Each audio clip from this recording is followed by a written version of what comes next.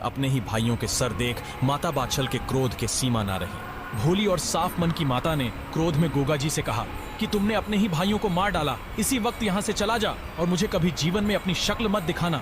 माता की आज्ञा सुनकर गोगा जी दुखी मन और भरे नेत्रों से ददरेवा से निकल गए। पीछा करते हुए माता सीरियल गोगा जी के पास आ पहुंची और गोगा जी के साथ चलने की जिद करने लगी। तब गोगा जी ने कहा कि अभी मेरा खुद का कोई ठिकाना नहीं, तो मैं आपको अपने साथ कहाँ रखूंगा। इस पर माता सीरियल ने गोगा जी से वचन लिया कि आप मुझसे मिलने आते रहेंगे। रानी के बहुत आग्रह करने पर गोगा जी मान गए और रानी से कहा ऐसा ही होगा, किंतु इसके बारे में आप किसी के समक्ष चर्चा न करें। जिसके बाद गोगा जी वहां से गोरख टीले की तरफ चल दिए और नैनों में नीर लिए रानी सीरियल उन्हें देखते हुए अधीर खड़ी रोती रही। गोरख टीले पर पहुंचते ही गोगा जी ने गुरु चरणों में प्रणाम किया। जब गुरु गोरखनाथ ने गोगा जी से आने का कारण पूछा तो प्रत्युत्तर देते हुए गोगा जी ने कहा, अंतर्यामी गुरु, आप तो सर्वज्ञाता है, आपसे क्या छिपा है। मैं तो बस इतना बता सकता हूँ कि मैं अब पूर्ण रूप से आपकी शरण में आ चुका हूँ। गुरु गोरखनाथ ने मुस्कुराते हुए कहा कि जैसी तुम्हारी इच्छा।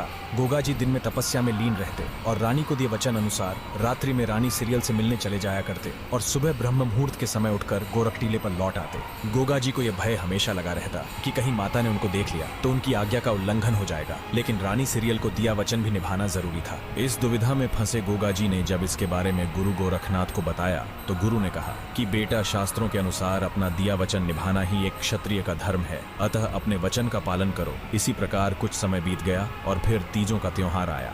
16 सिंगार कर रानी सीरियल तीज झूलने की आज्ञा लेने अपनी सास के पास पहुंची। रानी के सिंगार देख माता बाछल क्रोध में बोली, जब तुम्हारा पति घर बार छोड़कर जा चुका है तो ये हार सिंगार किसे रिझाने के लिए किए जा रहे हैं। अपने ऊपर लगा लांछन रानी सीरियल से सहा ना गया और सीरियल ने माता को प्रत्युत्तर देते हुए कहा, चले तो आपके लिए गए हैं, मुझसे तो नित्य प्रति रात को मिलने आते हैं। माता बाछल ने रानी को झूठी कहते हुए कहा कि जब तक मैं खुद अपनी आंखों से नहीं देख लेती तुम्हारी बातों पर विश्वास नहीं करूंगी। इतना कहकर माता बाछल रानी सीरियल को नौलखे बाग में झूला झुलाकर महलों में लौट आई और द्वारपाल से कहा कि रानी सीरियल के कक्ष के आगे नजर रखो, यदि गोगा आए तो मुझे इसकी सूचना तुरंत मिलनी चाहिए। हमेशा की भांति रात्रि होते ही जब गोगा जी महाराज ददरेवा के महलों में पधारे तो द्वारपाल ने आज्ञा अनुसार माता बाछल को सूचित कर दिया। सूचना मिलते ही माता बाछल गोगा जी के बाहर आने की प्रतीक्षा करने लगी। जैसे ही गोगा जी महलों से बाहर आकर नीले पर सवार हुए तो माता बाछल ने तुरंत सामने आकर घोड़े की लगाम पकड़ ली। गोगा जी ने माता के समक्ष यह सोचकर मुंह फेर लिया कि कहीं माता द्वारा दी गई कभी मुंह न दिखाने की आज्ञा का उल्लंघन न हो जाए, किंतु गोगा जी को यह भली भांति ज्ञात हो गया था कि माता उनका मुख देख चुकी है। इतने में काछल भी वहां आ पहुंची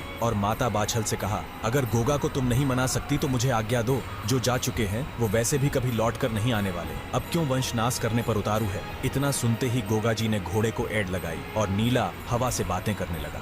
माता बाछल और काछल दोनों पीछे से आवाजें देती रहीं। उन्होंने गोगा जी के पीछे घुड़सवार भी दौड़ाए, किंतु नीले की रफ्तार के आगे घुड़सवार हाथ मलते रह गए। हृदय पर पर्वत के समान भारी बोझ लिए गोगा जी गुरु चरणों में आ पड़े और कहा, गुरुवर, मैं अपनी माता की आज्ञा पालन करने में असमर्थ रहा, अब मेरा जीवन मरण सब एक समान है। तभी गुरु गोरखनाथ ने गोगा जी से कहा, पुत्र गोगावीर, भूलोक पर अभी तुम्हारा कार्य संपन्न नहीं हुआ और तुम्हारी आत्मा में जिस गूगल में छिपा कर लाया था वो कोई साधारण गूगल नहीं, अपितु वह गूगल देवताओं द्वारा किए गए समुद्र मंथन के दौरान प्राप्त हुआ था।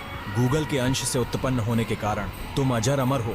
गोगा जी ने गुरु गोरखनाथ को प्रणाम करते हुए कहा कि गुरुदेव, आप आदेश करें, आपकी क्या आज्ञा है। गुरु गोरखनाथ ने कहा, तुम्हें इस कलयुग के समय में दीन दुखियों की अरदास सुन उनका सहारा बनना होगा, अतः तुम उत्तर की तरफ जाओ और जहाँ सूर्य अस्त हो जाए वहीं धरती माता की गोद में स्थान ग्रहण करो।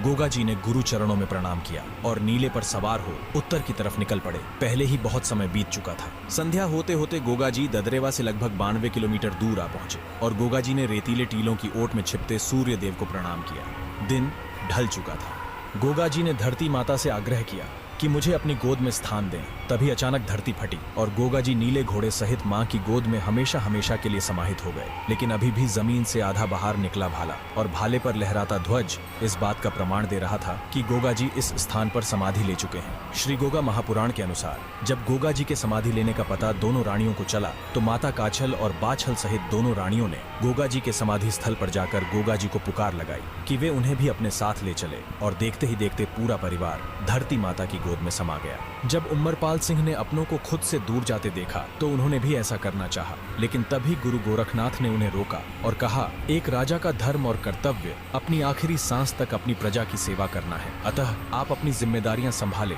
कोई कहीं नहीं गया, केवल अपना भौतिक शरीर त्यागा है। सच्चे मन से देखें, सभी आपके साथ कण कण में विराजमान है। धरती माता की गोद में समाहित होने के कुछ समय पश्चात लोगों द्वारा गोगा जी को बार बार देखे जाने के दावे किए जाने लगे। कोई कहता उन्हें हरिद्वार के पास कजली वन में टहलते देखा, तो कोई कहता उन्हें गोरख टीले पर तपस्या करते देखा है। ददरेवा के किसान भी कभी कभी गोगा जी की झलक दिखने का दावा करते। किसी को विश्वास होता तो कोई अफवाह कहकर अनसुना कर देता। समय का चक्र चलता गया और कई सदियां बीत गई। धीरे धीरे लोगों द्वारा गोगा जी को भुला दिया गया। आने वाली नई पीढ़ियों ने गोगा जी के बारे में कहीं कोई जिक्र तक भी नहीं सुना हुआ था। बस कुछ चुनिंदा स्थानीय बुजुर्गों को गोगा जी के बारे में ज्ञात था, वो भी सिर्फ इसलिए कि वे पीढ़ी दर पीढ़ी अपने बुजुर्गों से गोगा जी के बारे में सुनते आ रहे थे। लेकिन उनके लिए ये एक दंत कथा यानी कहानी से बढ़कर कुछ न था। और फिर वो अविश्वसनीय घटना घटी जिसकी कभी किसी ने कल्पना भी नहीं की थी। जहां गोगा जी महाराज ने समाधि ली, उसी स्थान के आसपास एक रामा नाम का रायका गाय चराता था। आपको बता दें कि रायका एक अति प्राचीन वर्ग है। रायका समुदाय के लोग मुख्य रूप से पशुपालन और खेती बाड़ी से जुड़े हुए हैं। रामा के पास बहुत सारी गायें थीं, लेकिन रामा कुछ दिनों से देख रहा था कि उनमें से एक गाय ने अचानक दूध देना बंद कर दिया है। इस गाय का नाम सूर्य था। रामा जब गाय चराने जाता तो देखता सूर्य गौओं के झुंड में कहीं नजर ही नहीं आती, और शाम को जब लौटने का समय होता तो सूर्य आकर गायों के झुंड में मिल जाती। इसी प्रकार कई दिन बीत गए। माजरा क्या है पता लगाने के लिए रामा ने गाय पर नजर रखी। रोजाना की तरह जब गाय अपने झुंड से अलग होकर जाने लगी तो रामा भी गाय के पीछे पीछे चल पड़ा। गांव के एक बुजुर्ग ग्वाले लक्खी ने देखा कि वह गाय गोरख टीले की तरफ जा रही है और रामा उसके पीछे दौड़ा चला जा रहा है। जैसा कि उनके पूर्वज उन्हें बताते आ रहे थे कि गोगा जी उसी स्थान पर धरती में समा गए थे। कुछ ही क्षण बाद लक्खी ने देखा, घबराया हुआ रामा हांफता हुआ उनकी तरफ ही दौड़ा चला आ रहा है। लक्खी ने रामा से पूछा, क्या हुआ? आखिर इतने घबराए हुए क्यों प्रतीत हो रहे हो? तब रामा हांफते हुए बोला, गाय का पीछा करने के दौरान मैंने देखा वह गाय गोरख टीले पर जाकर एक स्थान पर रुक गई और फिर अचानक धरती फटी और धरती से कोई बाहर निकल कर आया। गाय के थन से अपने आप दूध की धारा निकलने लगी और जमीन से निकला वो शख्स दूध पी रहा था। लक्खी को रामा की बात पर विश्वास न हुआ और अगले दिन रामा लक्खी सहित कुछ अन्य गांव के बड़े बुजुर्गों को अपने साथ ले आया और सभी पेड़ की ओट में छिपकर यह अद्भुत दृश्य देखने लगे। गाय नियमित रूप से उसी स्थान पर जा रुकी और फिर देखते ही देखते धरती फटी और गोगा जी बाहर आए और गौ माता ने गोगा जी को दूध पिलाया। यह देख सभी हक्के बक्के रह गए। सभी को अपनी आंखों पर विश्वास नहीं हो रहा था। बड़े बुजुर्गों को यह समझते बिल्कुल भी समय ना लगा कि ये और कोई नहीं, साक्षात हमारे जाहिरवीर गोगा जी महाराज है। सभी लोगों ने गोगा जी को हाथ जोड़कर प्रणाम किया और मन ही मन क्षमा मांगी, जिसके बाद वहां एक मंदिर निर्माण करवाया गया। राजस्थान के चूरू जिले के ददरेवा मंदिर से लगभग 92 किलोमीटर दूरी पर स्थित यह मंदिर हनुमानगढ़ जिले के गोगामेडी में स्थित है। आपको बता दें कि गोगा जी के इस मंदिर में हिंदू और मुस्लिम दोनों समुदाय के लोगों